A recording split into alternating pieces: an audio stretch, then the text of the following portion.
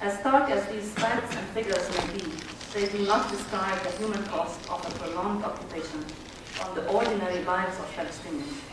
If anything, the sheer duration of this occupation is in itself enough to shake us off our seats. In the backdrop of all of this, nothing seems more remotely removed from reality on the ground than to be talking about international law and the occupying power's duties and responsibilities. So I beg you to stay awake. I won't take too long. We've had these things again and again. I only need 13 and a half minutes of your time, and then I will stop. And I would start from the basic principles. That regardless of the reason of war, international law is clear that territory can never be acquired as a result of aggression, even if exercised in self-defense. Accordingly, no sovereignty in the occupied Palestinian territory can legitimately pass to Israel, and no military occupation can be legally maintained indefinitely. This is fundamental basic principle. Accordingly, international law tolerates occupation and accepts it as an inevitable outcome of war. However, it accepts occupation as an interim temporary situation, pending a peaceful settlement. Because it merely tolerates it, international law imposes obligations upon the occupying power and regulates its conduct, with the aim of protecting the occupied people's individual and collective rights until the time comes when they are able to exercise their right to self-determination, a right from which all other rights are derived. The duties and responsibilities of the occupying power are primarily found in the 1907 Hague Regulations, more specifically in Articles 42 and 256. They are also found in the Fourth Geneva Convention, as well as in certain provisions of Additional Protocol 1 and customary international humanitarian law. This body of law is commonly referred to as international humanitarian law. While preventing the occupying power from inflicting unnecessary suffering on the people it occupies, international humanitarian law also protects the civilian public institutions and public life. To protect its civilians under its control from measures designed to degrade or disturb their proper functioning and service. The main rules of law placing duties and responsibilities on the occupying power are known to all of us. They are best summarized in the ICRC's website, and here I read a few of them. The occupant does not acquire sovereignty over the territory. Occupation is only a temporary situation, and the rights of the occupant are limited to the extent of that period. The occupying power must respect the laws in force in the occupied territory, unless they constitute a threat to its security or an obstacle to the application of international law of occupation. The occupying power must take measures to restore and ensure as far as possible public order and safety. The occupying power shall devote particular care to the well-being of children. Collective or individual forcible transfers of population from and within the occupied territory is absolutely prohibited. Transfers of civilian population of the occupying power into occupied territory, regardless whether forcible or voluntary, are prohibited. Collective punishment is prohibited. The taking of hostages is prohibited. Reprisals against protected persons or their property is prohibited. The confiscation of private property by the occupant is prohibited. Cultural property must be respected. People accused of criminal offenses shall be provided with proceedings respecting internationally recognized judicial guarantees, talking about prisoners.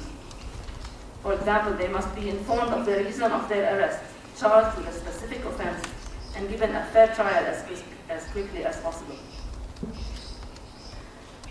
While international humanitarian law is a special law applicable while occupation, and as long as it is still going on, Israel as an occupying power is also bound by another body of law referred to as human rights law. This body of law includes International Covenant on Civil and Political Rights, the International Covenant on Economic, Social, and Cultural Rights, the Convention to Eliminate All Forms of Discrimination Against Women, and the Covenant on the Rights of the Child. Palestinians living under occupation must be afforded the maximum level of protection provided by both bodies of law, and with any conflict of law issues being resolved in favor of ensuring the strongest possible protective environment to the civilian population, while avoiding a situation of injury and annexation. But perhaps perhaps the most sacred of all obligations is the obligation to protect the occupied people's right to self-determination. The principle of self-determination is enshrined in the United Nations Charter and it is affirmed in General Assembly Resolution 2625. I quote here, "Every state has the duty to refrain from any forcible action which deprives peoples of their right to self-determination. Furthermore, the International Covenant on Economic, Social and Cultural Rights and the International Covenant on Civil and Political Rights place an obligation on state parties to promote the realization of that right. It's not simply to refrain from negative action, but to actively promote its realization." International Court of Justice, in its advisory opinion on the legal consequences of the construction of the wall in the occupied Palestinian territory, concluded that the construction of the wall severely impedes the exercise by the Palestinian people of its right to self-determination, and is therefore a breach of Israel's obligation to respect that right. It also concluded that settlements established by Israel in breach of international law in the occupied Palestinian territory create a fait accompli on the ground that could well become permanent. The court emphasizes that settlements are illegal and violate Article 49 of the Fourth Geneva Convention. In short, there is no shortage of clear, favorable laws. Why then is it? It's a mind-boggling dilemma. Why is it, with such good, clear laws, the situation for Palestinians keeps getting from worse to worse? In my work for the Women's Center for Legal Aid and Counselling, I travel around the West Bank and East Jerusalem. Unfortunately, I'm not allowed into Gaza. And I interview women in order to understand the challenges they face and to amplify their voices. The issue that stands out for me above all other issues is that of the settlements built on Palestinian land by Israeli governments on both sides of the political spectrum and in clear violation of international law. What I have learned from my work is that not only are the settlements illegal, but they are also at the epicenter of a host of human rights violations that occur on a daily basis and affect today 2.5 million Palestinians. Seizure of land for settlement construction has resulted in the shrinking of space available for Palestinians to develop adequate housing, basic infrastructure, and services to sustain their livelihood. In total, 43% of the West Bank is allocated to settlements, and the number of Jewish settlers living in this area is double that of Palestinians. Those of you sitting here who are still under the illusion that this is a temporary occupation need to reconsider their position. So what is it then?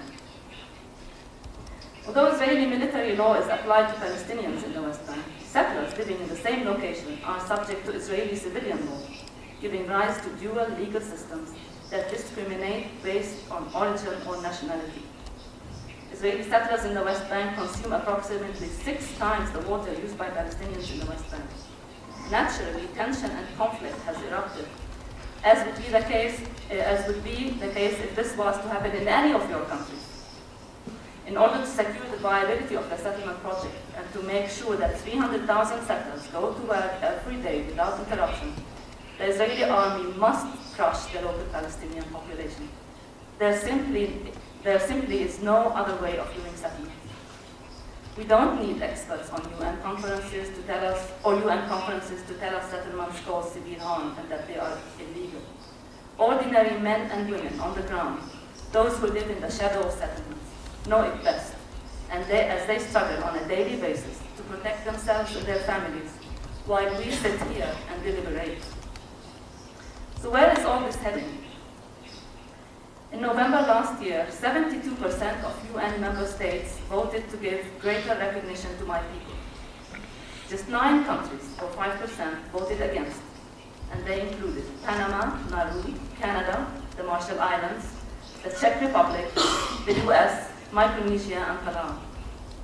In voting against Palestine, the US representative at the UN, Susan Rice, said that the only way forward is through negotiations. I totally agree, but negotiations must also be grounded in the rule of law. We cannot negotiate while the rules of the game are changing. Otherwise, all we are left are words of appeasement.